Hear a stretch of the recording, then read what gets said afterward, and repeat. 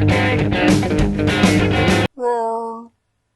toy fans, Aaron here. Today taking a look at the Power of the Force Millennium Falcon, released back in '95. It's been requested quite a few times that I do this vehicle, and I'm finally getting around to it. First up, I want to give a shout out to Elias. Hope you're having a good day in Bolivia. And with that said, on with the show. Like I said, this is the Power of the Force Millennium Falcon. This was one of the initial vehicles released for the relaunch of the line. The style of the packaging matches up with the background that we had for the carded figures. And that's going to be that orange or reddish lightsaber in the background swooshing across. Darth Vader's large head in the upper left corner, along with that Star Wars Power of the Force logo. Great shot of the toy that you're getting, with a bit of a fantasy situation going on with the little light effects, lasers if you will, shooting out of the vehicle to help demonstrate that this is an electronic Millennium Falcon with electronic lights and sounds, as stated in the lower right corner of the packaging. And then reiterated once again in the top right corner, letting you know it does come with 4 real movie sounds. Does take 2 C batteries to operate this. The left, the right, the top, the bottom sides of the packaging all match pretty much with the front,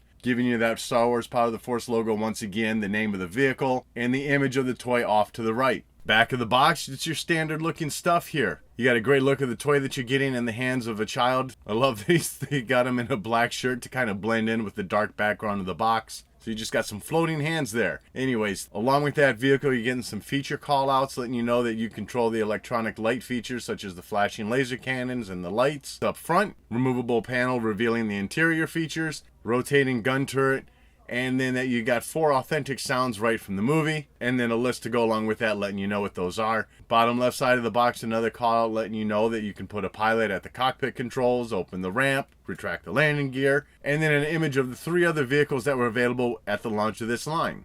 And now looking at it out of the packaging, something to keep in mind, like I already said, this was made back in 1995. The idea was to kind of recreate that original experience with the Millennium Falcon that you had back in the original toy line. And so it is with that in mind that I'm going to be basing my opinion of this vehicle. Certainly since that time we had the Legacy Collection Falcon released, which is just in a different league than this vehicle. And we've of course got the upcoming Galaxy's Edge Millennium Falcon, which I believe is pretty much just a reissue of that Legacy Collection. So anyways, as I carry on, like I said, keep in mind, judging this based on the mold for the time. And overall, things are looking pretty good. It's not to say there's not some issues with this release. This vehicle does have a few quirks, most notably this panel for the back and side. Doesn't really sit flush, kind of just pops up a little bit. And for me, the radar dish doesn't always stay at the top. I mean, it's got some articulation to it. I think the idea should just be a tension fit. But for me, it always just wants to drop down to the bottom.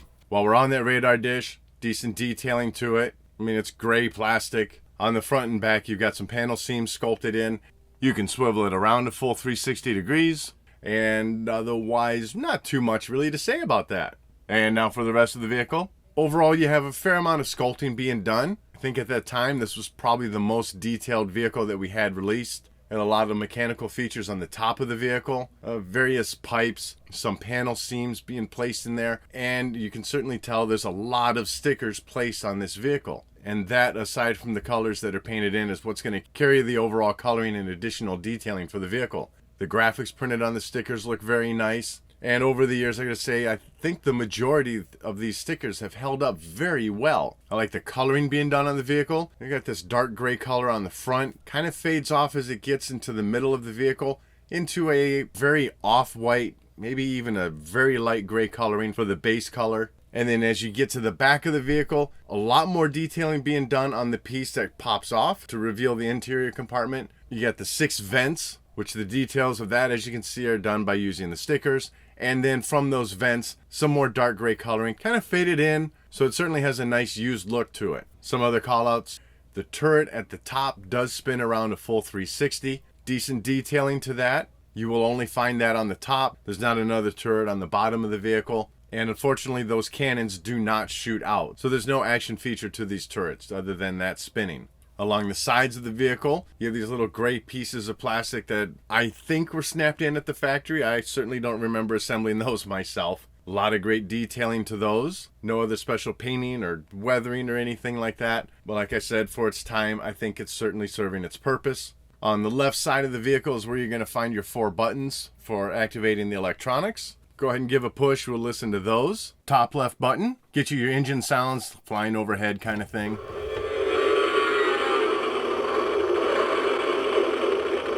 Top right button gets you your, that was what the shield's failing warning. Bottom left button, more flying sounds. And bottom right button gets you your blaster effects.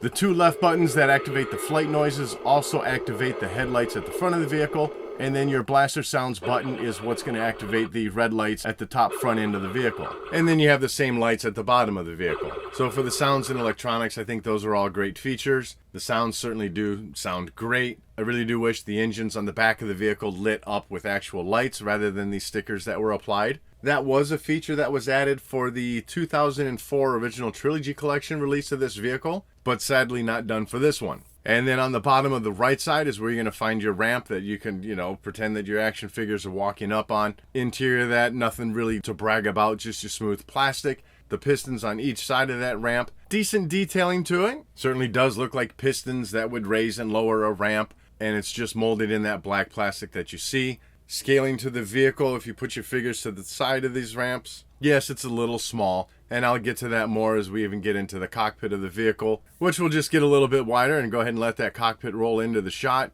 Bottom half of the cockpit, a lot of dirt wash or a darker gray paint applied. Unfortunately, not done on the top half. I always don't like when those pieces of plastic don't match up like they should. It opens up off to the side. You kind of have to hold it open, or I guess you could probably pry it out. I certainly don't want to try and do that to mine. From the photos I've seen, I think the interior looks pretty reminiscent of the original sculpt. You have a little bit of detailing on the console to kind of just give things some shape, an idea of what it would be. But otherwise, the design of it is all carried through by the stickers that were applied. And as with the rest of the stickers on the vehicle, you got some nice graphic detailing being printed onto those stickers. A little bit of detailing being done on the back side of the seats. I like the little round indents to kind of give you the look of the back side of the cockpit or the interior. That doorway that would lead to the back. Kind of have to use your imagination a bit, but yeah, it's kind of there. And now for the size. While yes, this can quote unquote fit two figures, which is certainly better than what we got for the Millennium Falcon for Solo. Given that the figures at the time frame of this release, they were the bulked up on steroids. Well, here you can see these two sitting in, Han and Chewie, just like they should. I guess at the end of the day, they fit. It's a lot of cramming, and you can close the lid for a few seconds, but that's where the scaling of this vehicle just doesn't even fit with the figures that were released at the time frame. Sure, you could take some of the figures that are released now that are much slimmer and not all hyped up on steroids, and they would fit better. And then at the bottom of the vehicle, still some detailing being done on the sculpt. They didn't just skimp out at how the bottom looks. Another nice feature is that all three of these landing gears are retractable. The front one just folds into the vehicle, and your back two slide straight down into the body or straight up, depending which way you're moving it. Another point of frustration for me on this vehicle is my back landing gear constantly slide in with the slightest amount of pressure being applied. I know you can't really tell how lightly I'm pushing on the backside of this vehicle as it slides down, but trust me, it's not taking that much effort. Each of the landing gear does have a nice sculpting to it. They've got a nice beefy look going on. Certainly some piston detailing sculpted in there. As you recall, when it lands, it's kind of got the little bounce to it. So you can certainly see where that would come into play in this toy form. And now moving into the playset feature of this vehicle, remove that back lid, and it reveals a decent size interior. First up, you've got the turret chair, so you can recreate, your favorite character sitting at the gun, blasting away at the TIE fighters. It is a very tight fit getting your figures into that seat. There's no articulation with the little head mount that's sticking down, but with a little bit of effort, you can eventually get your figure into position. Once you have them seated though, you're not able to spin it around 360 anymore. The feet do end up hitting the walls on each side of the vehicle. Whatever, it's still playable, it's still fun. I do wish you could just lift that little viewing screen out of the way so that you could get your figure in and then fold it back down. On each side and behind that turret is a very nice printed graphic of the interior of the Millennium Falcon. It is done in cardboard, folded into place. The detailing, I love the way it looks.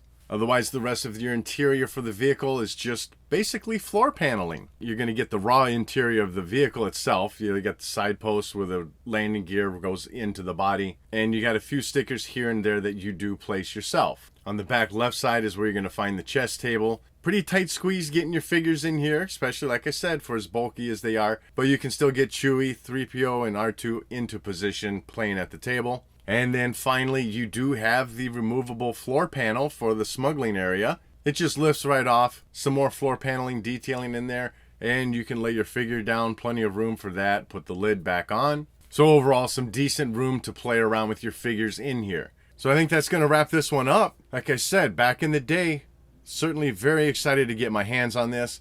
I think even by today's standards, it still holds up very well, especially considering what we got released for the Solo movie.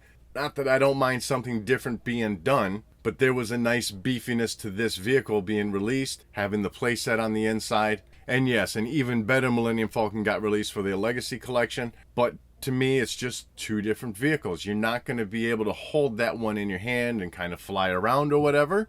Definitely feels more like a playset only, where this one feels like you could play around like you're flying this, hold it in your hands. It's got a decent size to it, coming in at 20.5 inches long by 16 inches wide. So it fits good in the hand, and you've got some playability as a playset with it. So looking at it through today's toys to back then, I think it holds up very well. And if I didn't mention it earlier, when it was released in '95, it only retailed for $50. So that's going to wrap this one up. I'd love to know what you think of this vehicle in the comment section below. And as always, thanks for watching.